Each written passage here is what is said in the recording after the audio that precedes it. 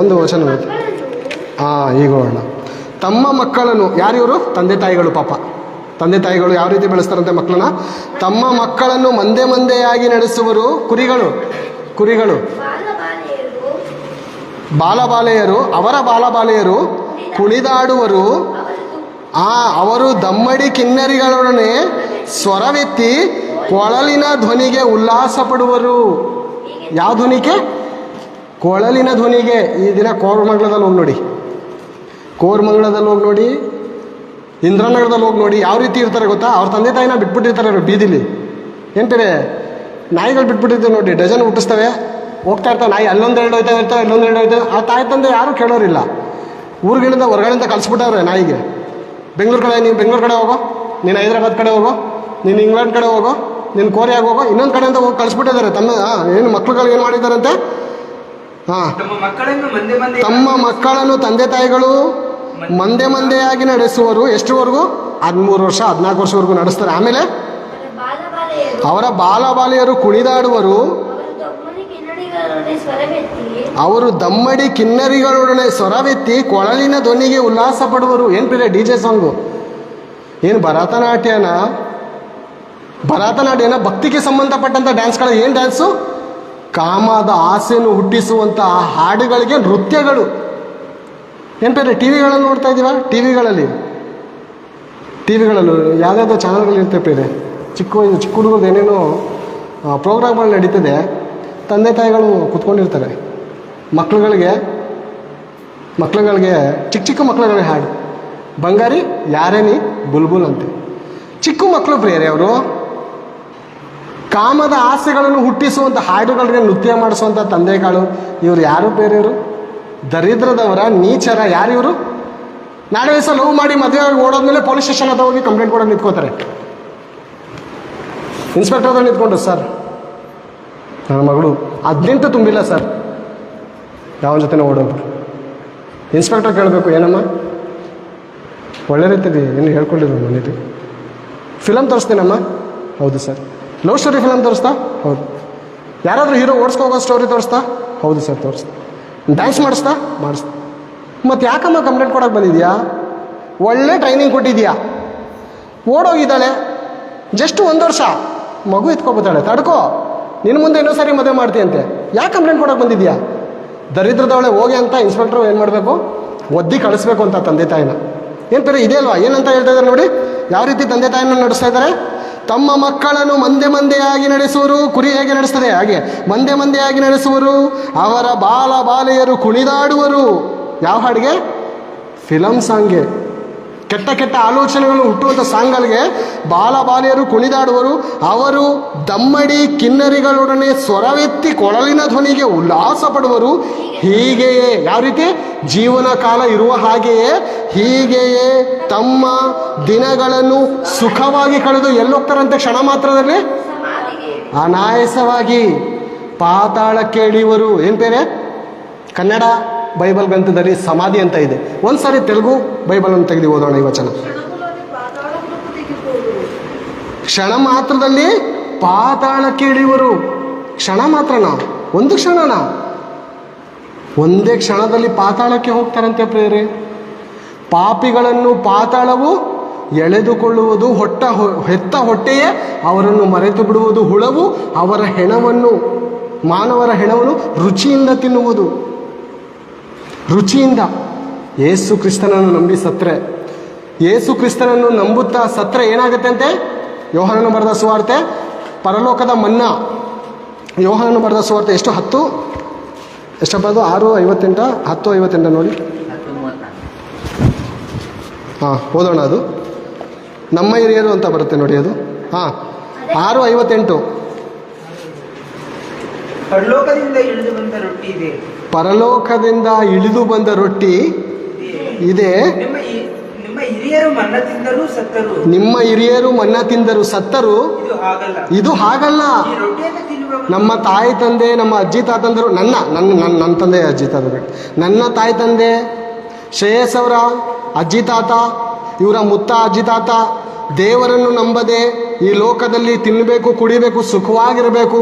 ದೇವರು ಯಾರು, ಸೃಷ್ಟಿಕರ್ತನು ಯಾರೋ, ಇಡೀ ಭೂಮಂಡಲವನ್ನು ಸೃಷ್ಟಿ ಮಾಡಿದಂಥ ಪರಮಾತ್ಮನು ಯಾರೋ, ಈ ಸೂರ್ಯವನ್ನು, ಈ ಗಗನವನ್ನು, ಈ ನಕ್ಷತ್ರಗಳನ್ನು, ಸರ್ವ ಮರಗಳನ್ನು ಉಂಟು ಮಾಡಿದಂಥ ದೇವರು ಯಾರೆಂದು ತಿಳಿದುಕೊಳ್ಳದೆ ಸತ್ತವರು ಸತ್ತು ನರಕಾಗ್ನಿಗೆ ಹೋದರು. ಮುಂದೆ ಓದೋಣ. ಇದು ಹಾಗಲ್ಲ. ಈ ರೊಟ್ಟಿ ವಾರಕ್ಕೊಂದ್ಸರಿ ತಿಂತಿದ್ದೀವಲ್ಲ, ಈ ರೊಟ್ಟಿಯನ್ನು ತಿನ್ನುವವನು ಸದಾ ಕಾಲ ಜೀವಿಸುವವನು. ಏನು ಬೇರೆ, ದೇವರಿಗೆ ಮರಣವಿಲ್ಲ. ಒಂದು ಮಾತನ್ನು ಆಲೋಚನೆ ಮಾಡೋಣ. ದೇವರಿಗೆ ಜನನ ಮರಣ ಇಲ್ಲ. ದೇವರು ಮನುಷ್ಯರ ಹಾಗೆ ಸಾಯಲ್ಲ. ದೇವರು ಮನುಷ್ಯರ ಹಾಗೆ ಸಾಯಲ್ಲ. ದೇವರು ಯಾರು? ಸದಾ ಜೀವಿಸುವವನು. ನಮಗೆ ವಯಸ್ಸಾಗುತ್ತೆ, ನರೆ ಕೂದಲು ಬರುತ್ತೆ. ದೇವರಿಗೆ ವಯಸ್ಸಾಗಲ್ಲ.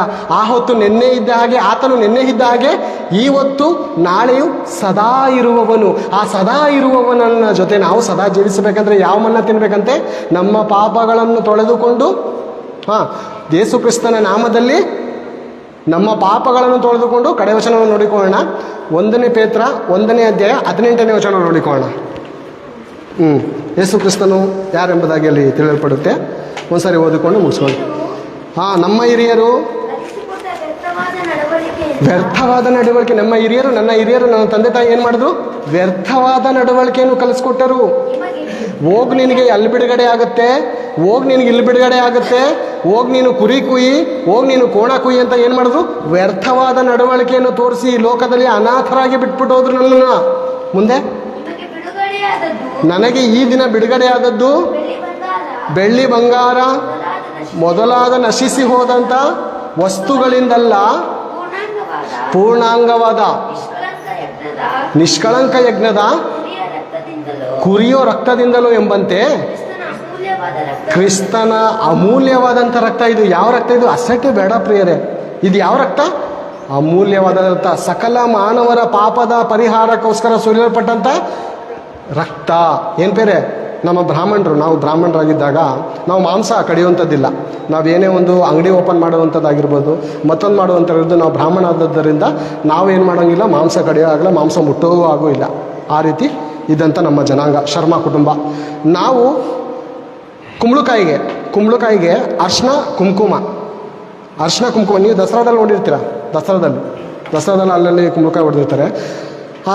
ಆ ಒಂದು ಕುಂಬಳಕಾಯಿಗೆ ಅರ್ಶಿನ ಕುಂಕುಮ ಹಾಕಿ ಮೇಲಡೆ ಕರ್ಪೂರ ಇಟ್ಟು ಮಂಗಳಾರತಿ ಮಾಡಿ ಹೊಡೆಯುವಂಥದ್ದು ನೋಡಿದ್ದೀರ. ಇದು ಎಂತಕ್ಕೆ ಸದೃಶ್ಯ? ಅಲ್ಲಿ ಅರ್ಶಿನ ಕುಂಕುಮ ಇದೆಲ್ಲ ಎಂತಕ್ಕೆ ಸದೃಶ್ಯ? ಯೇಸು ಕ್ರಿಸ್ತನ ರಕ್ತಕ್ಕೆ ಸದೃಶ್ಯ. ಅರ್ಥ ಆಯ್ತಾ? ಈಗ ಕುರಿಗೆ ಬರೋಣ. ಬ್ರಾಹ್ಮಣರು ಈ ರೀತಿ ಮಾಡ್ತಾರೆ, ನಮ್ಮ ಜನಾಂಗದವರು, ಅಂದರೆ ನಾವು ಇದ್ದಂಥ ಹಳೆ ಜನಾಂಗದವರು. ಈಗ ಮಾಮೂಲಿ ಜನಾಂಗದವರು ಅಂದರೆ ನಾನ್ ವೆಜ್ ತಿನ್ನುವಂಥವ್ರು ಪೂರ್ಣಾಂಗ ಅಂದರೆ ಈ ಕುರಿ ಕೋಳಿಗಳಲ್ಲಿ ಏನಿರಬಾರ್ದು ಅಂದರೆ ಅಂಗದಲ್ಲಿ ದೋಷವಿರಬಾರ್ದು. ನೀವು ಹಳ್ಳಿ ಕಡೆ ವಿಚಾರಿಸಿ, ಅನೇಕ ಕಡೆ ವಿಚಾರಿಸಿ, ನಾನು ಒಬ್ಬರಿಗೆ ಸುವಾರ್ತೆ ಹೇಳಬೇಕಾದ್ರೆ ಅವರು ಇದನ್ನು ಒಪ್ಕೊಂಡ್ರು. ಆ ಅಂಗ ಒಂದು ಇಲ್ದಿರಂತೆ ಇರಬಾರ್ದು. ಅಂಗಗಳು ಕ್ಲೀನಾಗಿರಬೇಕು. 5 ಬೆಳ್ಳು ಕರೆಕ್ಟಾಗಿರಬೇಕು, 5 ಬೆಳ್ಳು ಕರೆಕ್ಟಾಗಿರಬೇಕು, 5 ಬೆಳ್ಳು ಕರೆಕ್ಟಾಗಿರಬೇಕು. ಕಣ್ಣು ವಾರೆ ಆಗಿರುವಂಥದ್ದು, ಮೂಗು ತಿರುಗುವಂಥದ್ದು, ಇಂಥ ಪ್ರಾಣಿಗಳಲ್ಲಿ ಅಂಗ ದೋಷವಿರಬಾರ್ದು. ಪೂರ್ಣಾಂಗ. ಇವಾಗ ಯೇಸು ಕ್ರಿಸ್ತನಲ್ಲಿ ಈ ಅಂಗಕ್ಕೆ ಸಂಬಂಧಪಟ್ಟದಂತ ಏನಂದರೆ ಪಾಪವಿಲ್ಲದವನು. ಅಂಗದಲ್ಲಿ ದೋಷ ಮನುಷ್ಯರಿಗೆ ಹೇಗಿರಲ್ವೋ ಅಂದರೆ ಪ್ರಾಣಿಗಳಿಗೆ, ಆ ರೀತಿ ಯೇಸು ಕ್ರಿಸ್ತನಲ್ಲಿ ಒಂದು ಪಾಪವೂ ಇಲ್ಲದಂಥ ಯಜ್ಞದ ಕುರಿ. ಸರ್ವಾಂಗ. ಓದೋಣ ಮಾತು. ಪೂರ್ಣಾಂಗ. ಯಾವ ಅಂಗವು ದೋಷವಿಲ್ಲದಾಗಿರಬೇಕು? ನಿಷ್ಕಳಂಕ ಯಜ್ಞದ ಕುರಿಯ ರಕ್ತದಿಂದಲೋ ಎಂಬಂತೆ ಕ್ರಿಸ್ತನ ಅಮೂಲ್ಯವಾದ ರಕ್ತ. ಈ ರಕ್ತಕ್ಕೆ ಏನಿಲ್ಲ, ಈ ರಕ್ತಕ್ಕೇನು ಅಮೂಲ್ಯ ಕಡಿಮೆ ಮಾಡುವಂಥದ್ದಲ್ಲ. ಈ ರಕ್ತ ಅಮೂಲ್ಯವನ್ನು ಹೆಚ್ಚಿಸುವಂಥದ್ದು ಅಮೂಲ್ಯವಾದ ರಕ್ತ ಇದು. ಈ ರಕ್ತದ ಬಜೆಟ್ ಯಾವತ್ತೂ ಕಡಿಮೆ ಆಗಲ್ಲ ಪ್ರೇರೆ. 1000 ವರ್ಷದಿಂದ ದೀಕ್ಷಾಸ್ಥಾನ ತೆಗೆದುಕೊಂಡವ್ರಿಗೂ ಪಾಪ ಪರಿಹಾರ ಆಗುತ್ತೆ. ಇನ್ನು ಮುಂದೆ 1000 ವರ್ಷ ಆದಮೇಲೆ ದೀಕ್ಷಾಸ್ಥಾನ ತೆಗೆದುಕೊಂಡವ್ರಿಗೂ ಪಾಪ ಪರಿಹಾರ ಆಗುತ್ತೆ. ಇದಕ್ಕೆ ಸಾದೃಶ್ಯ ಸೂರ್ಯನನ್ನು ನೋಡಿ. ಜನ ಅನ್ಬೋದು, ಏನಂತ ಅನ್ಬೋದು, ಅಷ್ಟು 1000 ವರ್ಷದಿಂದ ಯೇಸು ಕ್ರಿಸ್ತನು 2025 ವರ್ಷದಿಂದ ಸತ್ತಂತ ಆತನ ರಕ್ತ ಈ ದಿನದವರೆಗೂ ಹೇಗೆ ಅದು ಇನ್ನೊಬ್ಬರಿಗೆ ಪಾಪ ಪರಿಹಾರ ಮಾಡೋದಕ್ಕಾಗುತ್ತೆ ಅಂತ ಕೆಲವರು ಅಜ್ಞಾನಿಗಳು ಮಾತಾಡ್ತಾರೆ. ಆ ಅಜ್ಞಾನಿಗಳು ಹೇಳುವಂಥ ಮಾತೇನೆಂದರೆ, ಕೋಟಿ ವರ್ಷದಿಂದ ಸೂರ್ಯ ಡಿಮ್ ಆಗಿದೆಯಾ, ಅದೇ ರೀತಿ ನೀನು ವಂಶ ಪಾರಂಪರೆಯಿಂದ ಅದೇ ರೀತಿ ಬೆಳ್ಕೊಡ್ತಾ ಇದೆಯಾ. ವೋಲ್ಟೇಜ್ ಆಗಿದೆಯಾ, ಕಡಿಮೆ ಆಗಿದೆಯಾ, ಬಲ್ಬ್ ಬರ್ನ್ ಆಗಿದೆಯಾ, ಯಾರಾದರೂ ಪೆಟ್ರೋಲ್ ಹಾಕ್ತಾ ಇದ್ದಾರಾ, ಡೀಸೆಲ್ ಹಾಕ್ತಾ ಇದ್ದಾರೆ, ಗ್ಯಾಸ್ ಫಿಟ್ ಮಾಡಿದಾರಾ, ಕರೆಂಟ್ ಅಡ್ಜಸ್ಟ್ ಮಾಡಿದಾರಾ? ಏನೂ ಇಲ್ಲದಂಥ ಆ ಸೂರ್ಯನೇ ಅಂದಿನಿಂದ ಇಂದಿನವರೆಗೂ ಅದೇ ಪವರಲ್ಲಿ ವ್ಯತ್ಯಾಸ ಇದೆಯಾ? ಬಿಸಿಲು ಕಡಿಮೆ ಆಗಿಲ್ಲ. ಮತ್ತು ಈ ಲೋಕವನ್ನು ಸೃಷ್ಟಿ ಮಾಡಿದಂಥ ದೇವರು ಸೂರ್ಯನನ್ನು ಬರ ಮಾಡ್ತಾರೆ ಯಾರು? ಉದಾಹರಣೆಗೆ ಅದು ತೆಗೆದುಕೊಳ್ಳೋಣ. ಒಂದು ಸಾರಿ ಯೋಬನ ಗ್ರಂಥ 9ನೇ ಅಧ್ಯಾಯ 7ನೇ ವಚನ ನೋಡಿಕೋಣ.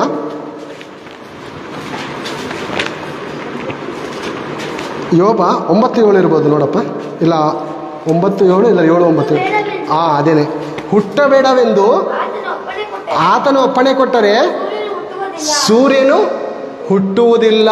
ಎಷ್ಟು ದೊಡ್ಡ ಸೂರ್ಯ ಪ್ರಿಯರೇ, ಅಷ್ಟು ದೊಡ್ಡ ಸೂರ್ಯ. ಏನು ಹೇಳ್ತಾರೆ ಅಂದರೆ ಸೈಂಟಿಸ್ಟು, ಈ ಭೂಮಿ 13 ಲಕ್ಷ ಭೂಮಿ ಹಾಕಿದ್ರೆ ಒಂದು ಸೂರ್ಯ ಅಂತೆ. ಏನು ಬೇರೆ, 13 ಲಕ್ಷ ಭೂಮಿ ಹಾಕಿದ್ರೆ ಒಂದು ಸೂರ್ಯ. ಅಷ್ಟು ದೊಡ್ಡ ಸೂರ್ಯ ದೇವರ ಅಪ್ಪಣೆಯಿಂದ ಬರ್ತಾ ಇದೆ ಅಂತೆ. ಯಾವ ರೀತಿ ಬರ್ತಾ ಇದೆ? ಹುಟ್ಟಬೇಡವೆಂದು ಆತನು ಅಪ್ಪಣೆ ಕೊಟ್ಟರೆ ಸೂರ್ಯನು ಹುಟ್ಟುವುದಿಲ್ಲ. ಆತನ ಪ್ರಕಾಶವು ಅಂದಿನಿಂದ ಇಂದಿನವರೆಗೂ ಹೇಗೆ ಪವರ್ ಕಡಿಮೆ ಆಗಿಲ್ವೋ, ಯೇಸು ಕ್ರಿಸ್ತನ ಸೃಷ್ಟಿಕರ್ತನು ಆತನು. ಯಾರ ಪ್ರೇರೆ? ಸೃಷ್ಟಿಕರ್ತನು ಪ್ರೇರೆ ಆತನು. ಲೋಕಗಳು ಬಾಯಿಂದ ಉಂಟು ಮಾಡಿದಂಥ ಪರಮಾತ್ಮನ ಮಗನು. ಆತನ ಹತ್ರ ಶಕ್ತಿ ಇಲ್ವಾ? ಆತನ ರಕ್ತದಲ್ಲಿ ಬಿಡುಗಡೆ ಇಲ್ವಾ? ಆತನ ರಕ್ತದಲ್ಲಿ ವಿಮೋಚನೆ ಇಲ್ವಾ?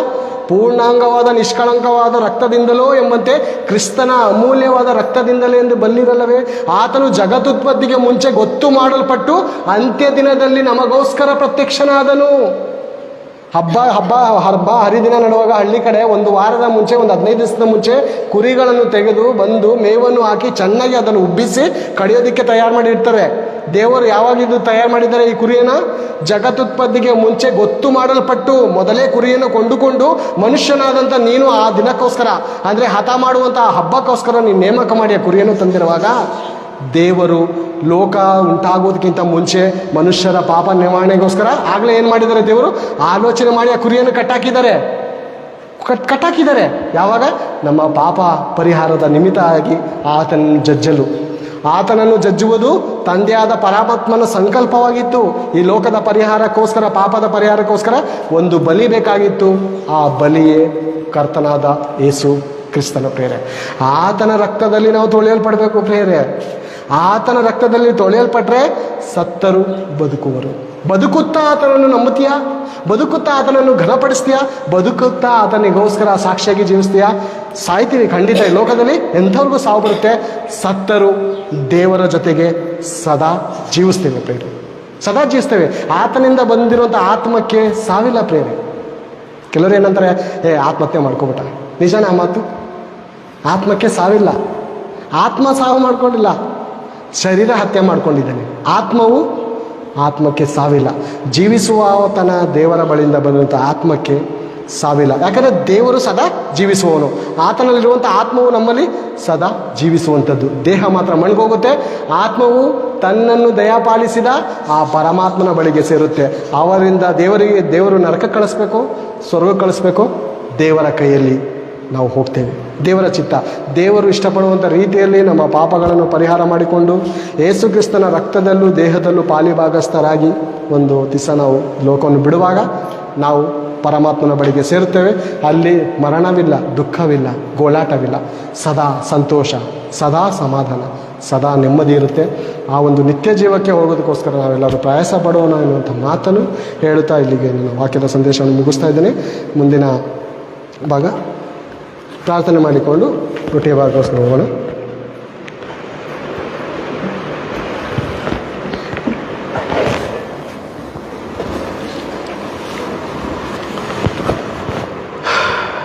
ಪ್ರಾರ್ಥನೆ ಮಾಡಿಕೊಂಡು, ತಂದೆ ನಿಮಗೆ ಸ್ತೋತ್ರಗಳು, ಕೃತಜ್ಞತೆಗಳು ತಂದೆ ನಿಮ್ಮ ವಾಕ್ಯದಲ್ಲಿ ಬರೆಸಿರುವಂಥ ಮಾತುಗಳನ್ನು ಹೇಳುವುದಕ್ಕೆ ತಂದೆ ನಿಮ್ಮ ಆತ್ಮನ ಸಹಾಯವನ್ನು ಕೊಟ್ಟಿದ್ದಕ್ಕಾಗಿ ಸ್ತೋತ್ರಗಳು ತಂದೆ.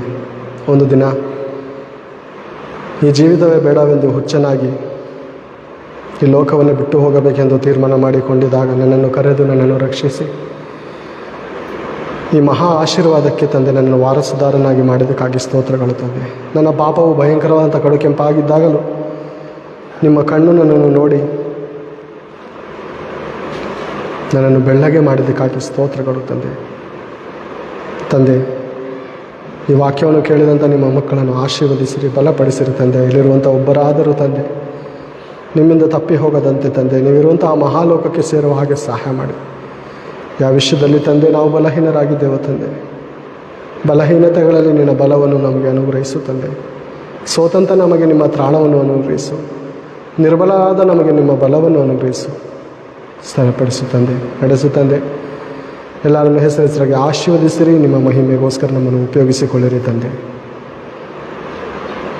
ನಿಮ್ಮ ಅದ್ಭುತ ನಾಮವನ್ನು, ನಿಮ್ಮ ಅತಿಶಯವಾದ ನಾಮವನ್ನು ಸರ್ವ ಜನಾಂಗದ ಮಧ್ಯದಲ್ಲಿ ತಂದೆ ಘನಪಡಿಸುವ ಹಾಗೆ ನನ್ನ ಮಕ್ಕಳಿಗೆ ಜ್ಞಾನ ವಿವೇಕ ಭಯ ಭಕ್ತಿಯ ಜೀವಿತವನ್ನು ಇನ್ನೂ ಹೆಚ್ಚಾಗಿ ಅನುಗ್ರಹಿಸಿ. ಇಲ್ಲಿರುವಂಥ ಒಬ್ಬ ಮಕ್ಕಳಾದರೂ ತಂದೆ ನಿಮಗೆ ಅವಿಧೇಯರಾಗಿ ನಡೆದುಕೊಳ್ಳದೆ ಜ್ಞಾನವಂತರಾಗಿ ಭಯಭಕ್ತಿಯಿಂದ ನಡೆದುಕೊಳ್ಳದೆ ಸಹಾಯ ಮಾಡಿ. ನಿಜವಾಗ್ಲೂ ನಿಮ್ಮಲ್ಲಿರುವಂಥ ಸಂತೋಷ ಸಮಾಧಾನ ಇವರು ಕಂಡುಕೊಳ್ಳುವ ಹಾಗೆ ಇವರ ಮನೋನೇತ್ರಗಳನ್ನು ಬೆಳಗಿಸಿ ಎಲ್ಲರನ್ನೂ ಕಾಪಾಡಿ ಕನಿಕರಿಸಿ ನಿಮ್ಮ ಮಹಿಮೆಗೋಸ್ಕರ ಉಪಯೋಗಿಸಿಕೊಳ್ಳಬೇಕೆಂದು ಈ ಪ್ರಾರ್ಥನಾ ಮನ ವಿಜ್ಞಾಪನೆಯನ್ನು ರಕ್ಷಕನೂ ಪ್ರಿಯನೂ ಆಗಿರುವ ಕ್ರಿಸ್ತೇಸು ನಮ್ಮದಲ್ಲಿ ಪ್ರಾರ್ಥಿಸಿ ಬೇಡಿ ಹೊಂದಿದನಪ್ಪ ತಂದೆ.